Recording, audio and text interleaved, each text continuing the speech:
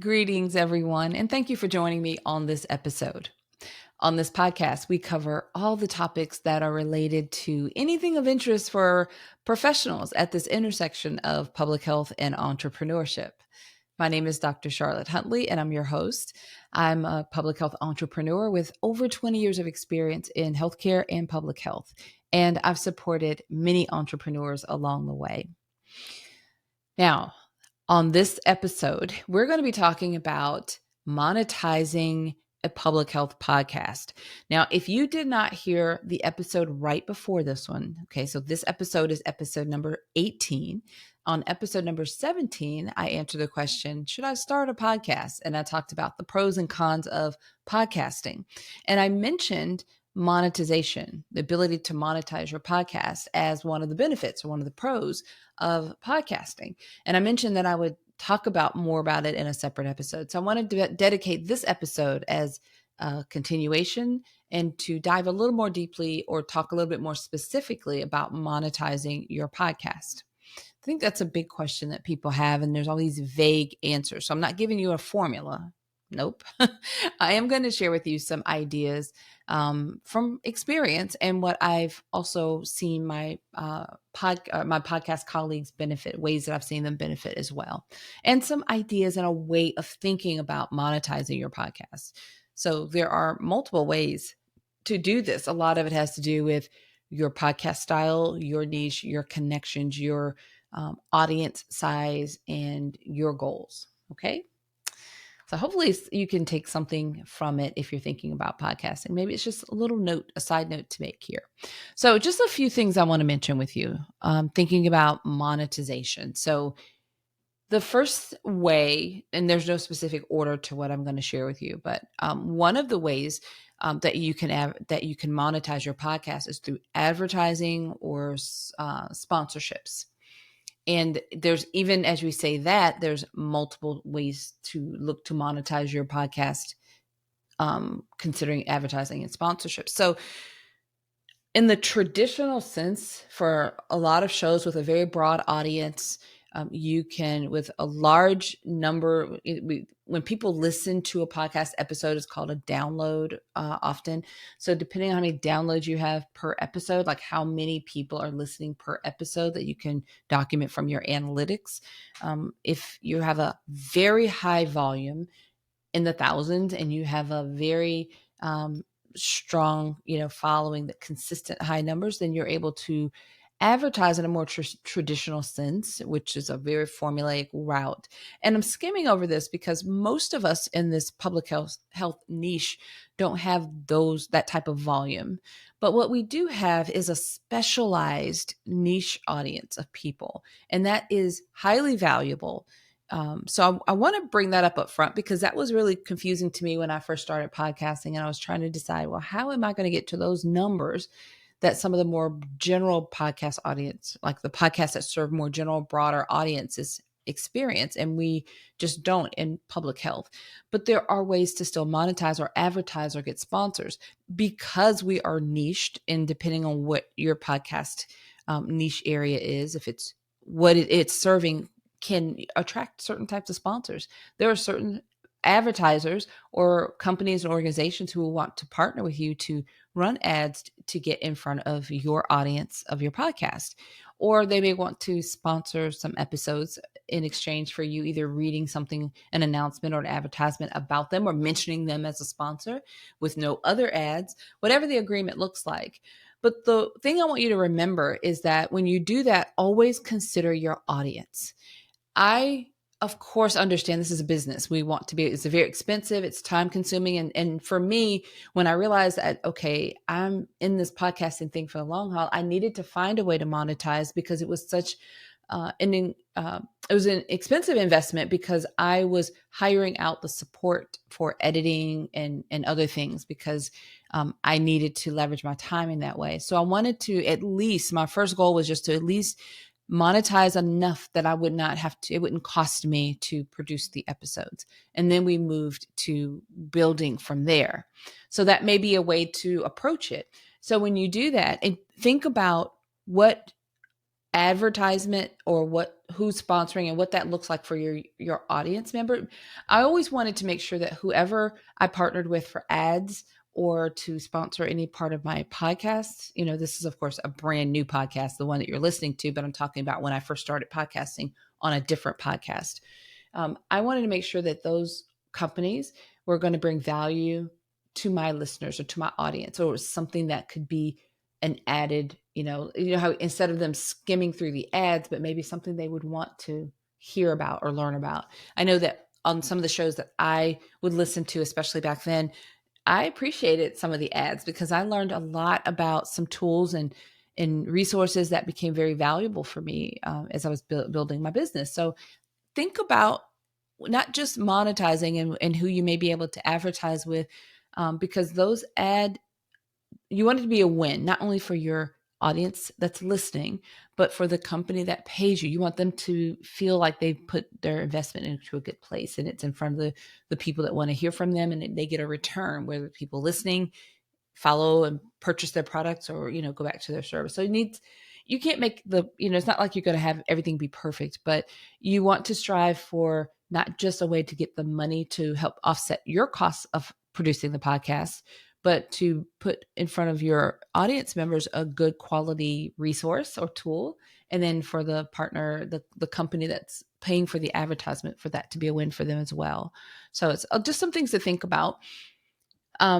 Advertising and sponsorship. So you can get creative with sponsoring. I certainly did. Look for those organizations as you build an audience. So first thing you have to think about, you need to build an audience because you want to have something for people need to be listening, so that whatever product or ad that's being advertised or shared in front of them needs to have somebody listening to it to hear it. So you want to grow your audience. And as you look for companies that you may be able to sell to or present that offer, like a sponsorship or an ad for your podcast, make sure that you're presenting your podcast and all of its wonderful qualities, not these numbers are downloads, because that's not going to mean anything. So I would think, instead of this big, broad, massive audience that we may not have with our podcast in public health, but in turn a more loyal, niched, quality premium audience, because it is more niched and you've got these specific public health people that are listening. That's kind of niche and premium. So it gives you the ability to customize what you offer to your potential sponsors or advertisers. So those are some things to keep in mind. You can look at any type of healthcare organization who's looking to bridge. You can, of course, connect that public health and healthcare. You see how that could be some synergy there. Think about even pharmaceutical companies or wellness brands or health-focused organizations that would be interested in getting in front of your audience, your podcast audience. So those are some things to think about. You can also think about conferences or events, because if you go to, especially if it's a public health conference or event, go to them and let them know that you have this podcast. This is advertising their upcoming event on your podcast, or them sponsoring your podcast could be very beneficial in terms of like brand awareness for them and them getting in front of your audience and that loyalty and commitment and things like that. So those are some angles that you can use, and some benefits and some pros, some things that you can leverage about your podcast, even though the audience may be smaller than traditional, like, ad route, but it's premium and it's niched. And look for the partnership and that those organizations that want to also get in front of the people that listen to your podcast. So think about it in that way. It's a little bit of a clever approach, but those are possibilities. Another way to monetize, and I guess just to be super clear, in monetizing that way, you charge the company that's advertising a fee, or you charge them to, sponsor the fee to be a sponsor of your podcast. That's how you bring in the revenue and the money for it. So if it's that event or that organization that conference that's going to advertise on your podcast or sponsor a podcast, they would pay a certain amount of money to be on your podcast, to be mentioned on your podcast. And then that would then in turn, put money into your funds to support your podcast. All right. Okay. So another way that you can think about monetizing is through affiliate marketing. I think that that's a wonderful way to go. there are certain programs, softwares, that services that we use through my business, uh, and that are favorites we've used now for years.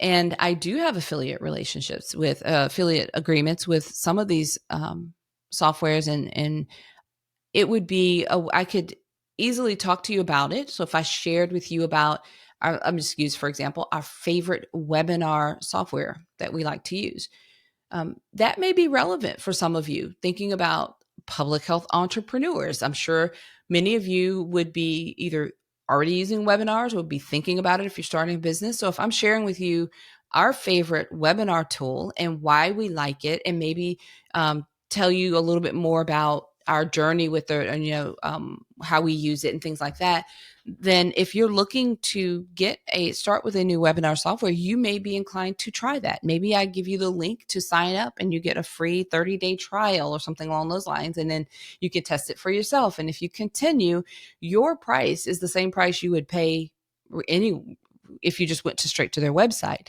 But if you use our affiliate link, because we've shared it with you, and then you go and maybe you decide to purchase it and start using it because of what you heard on our podcast, then we get a percentage, we get a commission back. So that's a way, if you are sharing some of your favorite tools, that you could also generate revenue for your business, especially if the tools align with, it may be something that your audience is interested in. For example, another example here could be, I was thinking about equipment. So now that I'm talking about podcasting and you may be thinking about starting a podcast, I could talk about podcast equipment. And if I shared a link to purchase, like, for example, the mic that I'm using, it may be the same price that you would pay, but I would get a percentage of the commission if you decided to buy the same mic. Another example is our editing team. We use podcast editor, professional editing service, full service, and they help you launch your podcast. We just use their editing services, and we've used them for years on our other podcasts. So when we started this one, we used the same company, and we do have an affiliate set up. They actually sponsor one of our events earlier this year, and we have a great relationship. We've been working with them for years. So this is a true story, if you wanted to start a podcast and you wanted to look into editing, we would be happy to recommend our company and we could share that link with you. So if you decided to give them a try, we would get a commission from, being able to promote that service. So it's really well aligned. When you think about affiliate marketing or any kind of affiliate relationship, you want to think of something that's a win-win all the way around. It needs to be something that I personally think it should be something that you have an experience with, that you can really speak about, so that it's just very natural. And then it's a situation. Now, the person that you share it with doesn't mean that everybody is going to use that product, but it's the same price that they would pay if they went straight to the site versus going through you. And often people like to use your affiliate links, especially if they can, it's a way that they can say, okay, well, yeah, we can support you. And, thank you. We were going to do this anyway. If you use your link and you get something out of it, then they're happy to do that. I mean, I've done that plenty of times. I'm sure you listening, that happens quite naturally. So affiliate marketing is a great way to monetize your podcast. You would probably need to kind of test out which ones which affiliate partnerships you'd like to talk about, and not overdo it, not too many of those, because it wouldn't necessarily be as beneficial or feel as genuine. But maybe some of your favorites. There are several that we created the affiliate agreement with and a relationship with because we love the products, and I just share those when they're relevant. So that is something that not even as much now as I used to, but I'm wanting to do more of that, just because people genuinely ask, what do you use for this? Like, what's your project management software? Or how do you send your invoices? Or what website service do you use? Things like that. So something to think about. And it's a very natural. This is also good to keep in mind when you're getting started. The numbers are kind of low.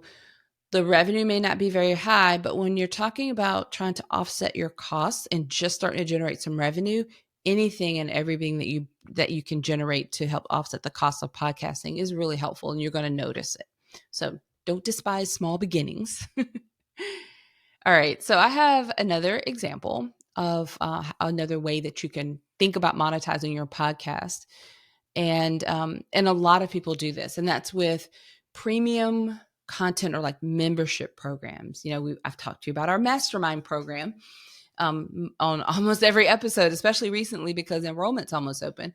And for us, this podcast is a great way to attract people that would be an ideal fit for our mastermind program. So I've talked to you in a whole separate episode about our mastermind program. And then throughout this month, because like I said, we're close to enrollment, I'll be talking about it all the time because I want people to know that if you're interested in our program, apply. That's how we know you're interested. And then we reach out and follow up with you. And then you have the opportunity to be invited to join. After the enrollment closes, we'll mention it every so often because we want people to know, hey, if you're interested in that program, apply and get on that waiting list so that we can let you know when enrollment opens again, which would be December, for example. So there are people who have courses or other membership type programs, and they'll talk about it on their podcast. And so the podcast, like all the things that I share with you on these episodes are things that I also share with the people in our mastermind. And I do when we have our retreats and we do deep dive coaching sessions. These are all strategies that, so you're building on that. So some of the things you can take notes on and you can hear and you can just go put it into action. But we have podcasters in our mastermind program. So we have a whole space where those of us who are podcasters talk about things related to podcasting, but we're able to dive a little bit more deeply because we're in that community. So if you have a course or something like that, maybe you have coaching that you want to get into, a podcast is great for that because they get to experience you through these episodes and get a sense of what your coaching style is like.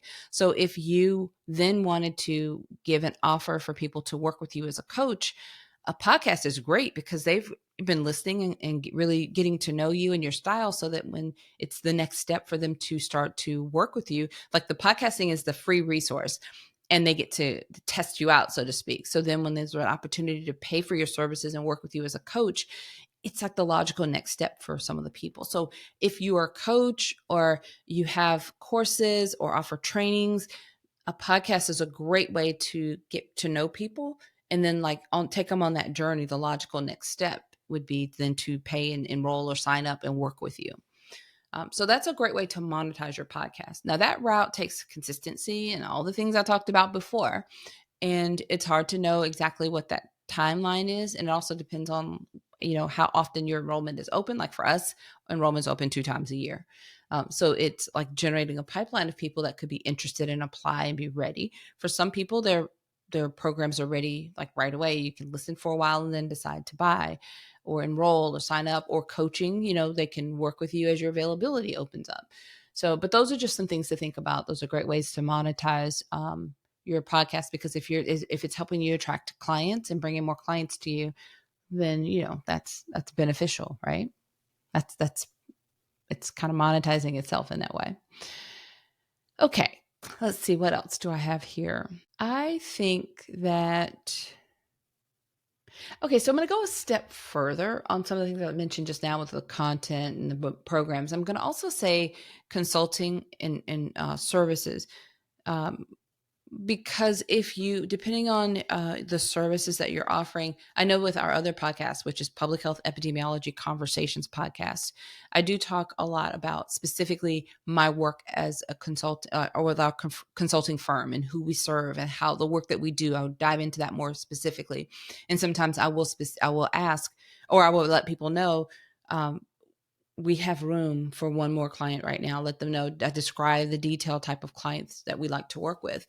And I give that information, said we have room for one more client. I did that earlier this year and let people know how to reach out to us if they were interested in exploring that option. And that worked really well for us. We filled that spot pretty quickly. So that is something that if you have consulting services and you have a podcast, having it really well aligned, and then that's a great way to kind of talk about what you do and what you offer in consulting. Okay. Let me give you a couple more.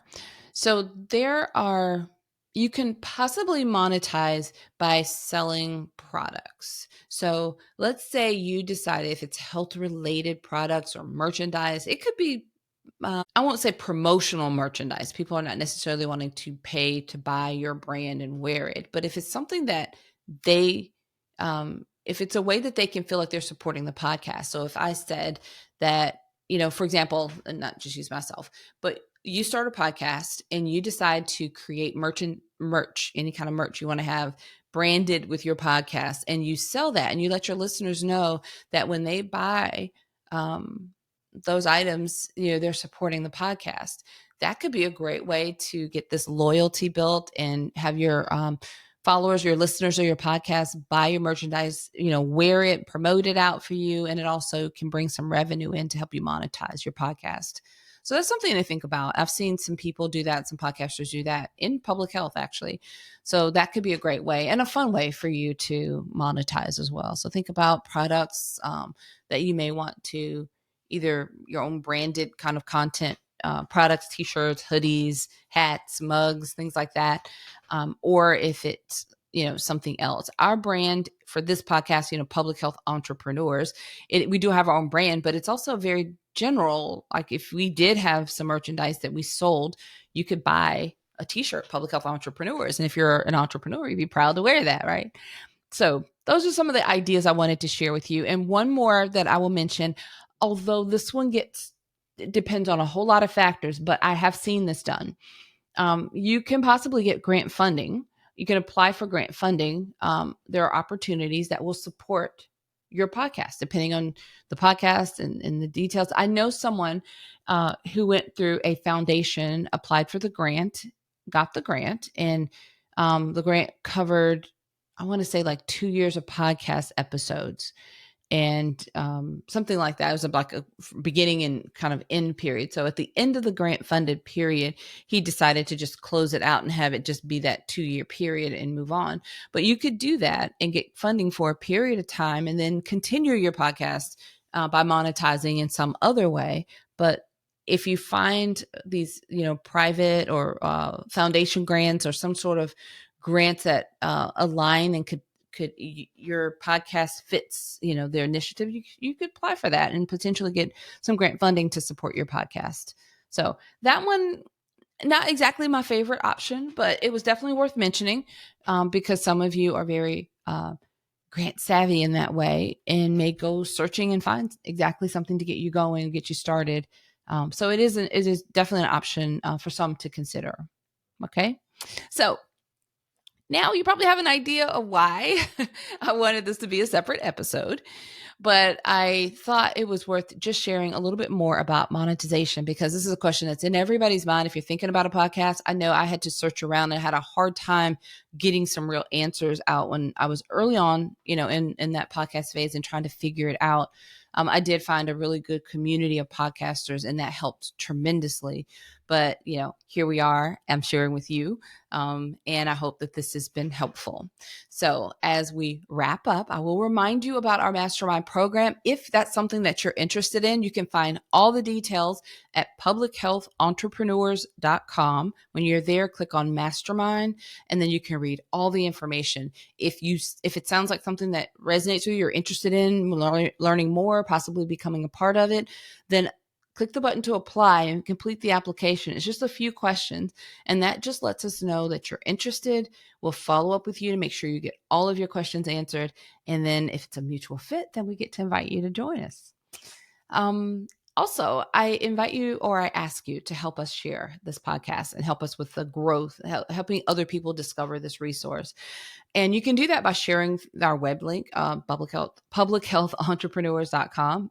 Share that with a friend or your network.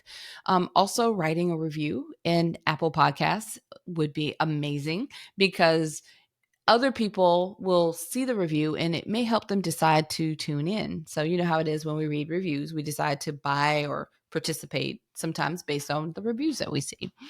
So that would be much appreciated. Really, regardless of what option you choose, we just appreciate you helping us spread the word about this podcast. All right, everyone. Until next time, have a fantastic rest of your day.